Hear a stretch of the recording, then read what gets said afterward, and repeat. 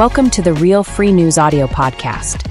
Today, this analysis explores U.S. constitutional provisions requiring protection against invasion, critiques judicial interpretations allowing evasion, examines conflicts with later amendments, and outlines citizen remedies for enforcement through petitions and electoral processes to restore original security priorities. Article 4, Section 4 of the United States Constitution declares that the federal government shall protect each state against invasion. This guarantee forms a structural cornerstone predating all subsequent amendments and individual rights provisions. Nearly every state constitution mirrors this commitment by vesting governors with commander-in-chief authority over military forces, explicitly or implicitly empowering them to repel invasion and maintain public order. These clauses reflect founding-era recognition that the survival of the political community constitutes the primary governmental duty. Hostile forces need not arrive armed or display open belligerence to effect invasion. Contemporary threats exploit legal processes. Entrants cross borders without weapons, present as non-threatening, and subsequently leverage domestic laws to entrench presence. Judicial interpretations demanding armed hostility from recognized foreign powers create predictable evasion pathways. Once inside the jurisdiction, individuals can secure arms through various means, including straw purchases by eligible individuals, theft from lawful owners, private transfers from unlicensed sellers, black market trafficking networks, smuggling across borders, or, upon achieving lawful permanent resident status, direct legal purchase from licensed dealers. They can then establish familial claims through childbirth under expansive interpretations of the 14th Amendment and assert procedural entitlements that render removal practically impossible. This dynamic subordinates foundational security obligations to later procedural expansions, inverting constitutional priorities. The crisis manifests nationally, affecting resource allocation, public safety, and sovereignty across states. Citizens retain authority to demand enforcement through formal petition and, ultimately, electoral replacement of faithless officers. This analysis examines the distributed federal-state framework for repelling invasion, critiques judicial narrowing that rewards evasion, explores amendment conflicts enabling prolonged presence, and identifies lawful mechanisms for restoring constitutional balance. By highlighting these elements, the discussion underscores the urgent need to reaffirm original constitutional intent in the face of evolving threats to national integrity. Part 1. The distributed federal-state framework for repelling invasion. The invasion-repelling mandate operates through interlocking federal and state authorities. Article 4, Section 4 imposes an affirmative federal duty without limiting invasion to conventional warfare. State constitutions reinforce this structure by designating governors as commanders-in-chief, granting power to execute laws, suppress disorder, and defend against external threats. This concurrent design ensures continuous protection when either level falters. Founding sources understood invasion broadly as any forceful incursion subverting sovereignty, regardless of armament or initial demeanor. Modern entrants comply with evasion-enabling procedures at entry points, avoiding overt hostility while pursuing long-term objectives. Domestic laws then facilitate arming and consolidation, allowing individuals to secure firearms through straw purchases by eligible individuals, theft from lawful owners, private transfers from unlicensed sellers, black market trafficking networks, smuggling across borders, or, upon achieving lawful permanent resident status, direct legal purchase from licensed dealers. The framework prioritizes community preservation over procedural formalities. State provisions provide independent authority to act when federal protection fails. This distributed responsibility prevents gaps in defense against asymmetric overwhelm, whether through unarmed border crossings or exploitation of legal pathways. Recognition of original broad meaning closes artificial distinctions between armed and unarmed threats, restoring the clauses to their intended vigor. Ultimately, this federal-state synergy empowers a comprehensive response, ensuring that invasion clauses serve as active shields rather than dormant relics in safeguarding the Republic's enduring sovereignty. Part 2. Judicial narrowing that rewards strategic evasion. Courts have progressively restricted the meaning of invasion, under Article 4, Section 4 to require armed hostility by state-like actors, a construction that originated in 19th-century precedents like Luther v. Borden, 1849, where the Supreme Court deemed the guarantee clause a political question not subject to judicial review. This narrowing extended to cases addressing internal unrest rather than border threats, such as New York versus United States, 1889, which implied invasion involves organized aggression akin to warfare. Such interpretations ignore the founding-era breadth, as articulated in Federalist No. 43 by James Madison, who described the clause as protection against foreign encroachments that could destroy the Union without limiting it to uniformed armies. Instead, these rulings supply entrants with a blueprint for evasion, allowing large-scale, unauthorized crossings without immediate constitutional response. Contemporary realities amplify this defect, as entrants exploit asylum processes and release mechanisms to establish presence before accessing domestic resources.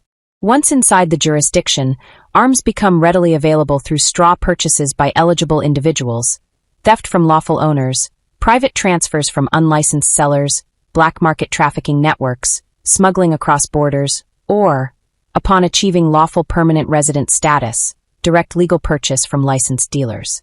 The subjectivity inherent in assessing hostility further delays action, requiring overt violence before officers can invoke the clause, by which point the incursion has succeeded in overwhelming systems.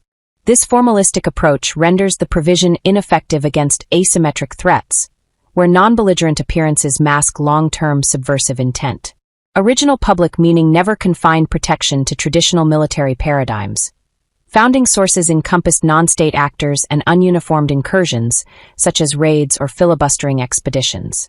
Judicial imposition of armed hostility requirements nullifies express constitutional text against evolving dangers. State constitutional powers, which often parallel the federal mandate, remain viable to counteract federal inaction arising from these precedents. Closing this loophole demands fidelity to textual and historical understanding, prioritizing sovereign defense over restrictive judicial inventions that reward strategic circumvention. Part 3. Amendment conflicts facilitating entrenchment and demographic alteration. Post-Civil War amendments, particularly the 14th Amendment's citizenship and due process clauses, now enable prolonged presence far beyond their original scope, adopted primarily to secure rights for freed slaves and their descendants following emancipation. The Citizenship Clause has been interpreted to grant automatic status to children born to unauthorized entrants, as in United States v. Wong Kim Ark, 1898, which affirmed just solely but excluded children of enemy occupiers or diplomats. However, lower courts and policies have extended this broadly in immigration contexts, creating procedural safeguards that obstruct expulsion and conflict with Article 4, Section 4's mandate to protect against invasion. This application transforms what was intended as a post-slavery corrective into a mechanism for entrenching external threats. Each successful border crossing establishes enduring claims, as offspring receive citizenship, anchoring multi-generational presence and demographic shifts. Due process, designed for lawful residents, now extends to those entering through evasion, imposing hearings and appeals that render removal resource-intensive and practically infeasible. Interpretations elevating these individual protections above foundational security disrupt constitutional equilibrium, allowing entrants to adhere to loophole-creating processes initially before leveraging rights thereafter. Conflicts arise in border security, where states invoking invasion clauses face federal preemption challenges, as seen in cases like Arizona versus United States, 2012, which limited state enforcement despite Article 4 obligations. Structural invasion clauses predate these amendments and must prevail when the political community's existence is imperiled, as later provisions cannot amend away core sovereign guarantees. State authorities retain concurrent power to resist outcomes from federal overreach, such as through independent enforcement actions. Restoring balance requires acknowledging that expansive readings of the 14th Amendment facilitate what the invasion clause was meant to prevent, demanding judicial or legislative measures to subordinate individual claims to collective security in threat scenarios. Part 4. Lawful citizen mechanisms to compel enforcement and electoral renewal. When public officers neglect their invasion-repelling duties under Article 4, Section 4 and analogous state provisions, citizens possess a robust array of remedies grounded in constitutional principles and statutory authority. Formal notarized petitions, served upon federal and state executives via certified mail, establish irrefutable notice of the grievance, and create an evidentiary record for subsequent legal actions. These petitions demand sworn responses within specified timelines, compelling officials to justify inaction or outline remedial steps. Public records laws, including the Federal Freedom of Information Act and state equivalents, enable citizens to expose internal deliberations, communications, and decisions that support or contradict claims of nonfeasance.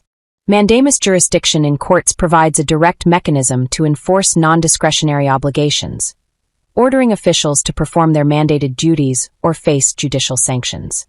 Persistent refusal to act activates the ultimate citizen power, electoral accountability through democratic processes. Citizens can mobilize to support candidates pledged to immediate enforcement, leveraging primary challenges, recalls where available, and general elections to replace office holders who prioritize procedural expansions over security mandates. Proposed solutions extend beyond petitions to include advocacy for full application of existing removal authorities under immigration statutes, deployment of military resources in support roles where constitutionally authorized, and legislative reforms clarifying that invasion encompasses large-scale, unauthorized entry irrespective of armament or initial conduct. These measures aim to close judicial loopholes and restore the original constitutional balance. State governors, exercising independent commander-in-chief powers, hold concurrent authority to address federal inadequacies, such as activating National Guard units for border support or declaring emergencies to facilitate enforcement. Unified citizen demand through organized petitions, public campaigns, and ballot initiatives restores the priority of security over expansive procedural claims. This multifaceted approach empowers individuals to transform grievance into governance renewal, ensuring that the Republic's foundational protections against invasion are not merely theoretical, but actively upheld. Conclusion: Constitutional obligations and remedies. The unrepelled invasion crisis originates from the systematic elevation of judicial formalisms and post-Civil War amendments above the invasion-repelling guarantees embedded in the Constitution. Article 4, Section 4, alongside parallel state provisions vesting governors with defensive powers, establishes non-derogable duties to preserve the political community against threats in any manifestation. Hostile forces exploit these narrow constructions by entering without arms or overt belligerence, adhering to evasion-enabling legal processes at the border while pursuing entrenchment objectives internally. Judicial requirements insisting on armed hostility create predictable pathways for circumvention, allowing entrants to leverage domestic laws for arming and consolidation. Amendment extensions, particularly under the 14th, facilitate permanent presence through citizenship grants and procedural safeguards, inverting the hierarchy where security should prevail. This inversion places procedural expansions above sovereign survival, demanding a return to original meaning that protects against asymmetric overwhelm without artificial restrictions. Citizens hold reserved authority to compel performance through structured demands, judicial interventions, and electoral substitution of unresponsive officers. State constitutional powers provide essential concurrent enforcement options when federal action falters, enabling governors to act decisively in defense of their jurisdictions. The framework not only outlines obligations, but equips the people with remedies to enforce them, from petitions exposing neglect to ballots installing committed leadership. Resolute application of these mechanisms restores constitutional hierarchy, ensuring that security mandates triumph over self-imposed vulnerabilities. Determined citizen action alone can secure the Republic against gradual subversion under color of law, reaffirming that the invasion clauses serve as active shields rather than dormant relics. Through vigilant enforcement and renewal, the foundational commitment to protect the political community endures, safeguarding the nation's sovereignty for future generations.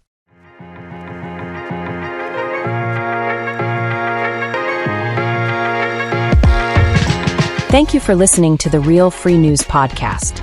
Be sure to like, share, subscribe, and tell us what you think in the comments section. Visit realfreenews.com for more Real Free News, and check out the Real Free News store for real free food and gear. Tune in again, and until then, remember to keep it real. Free news. See you next time.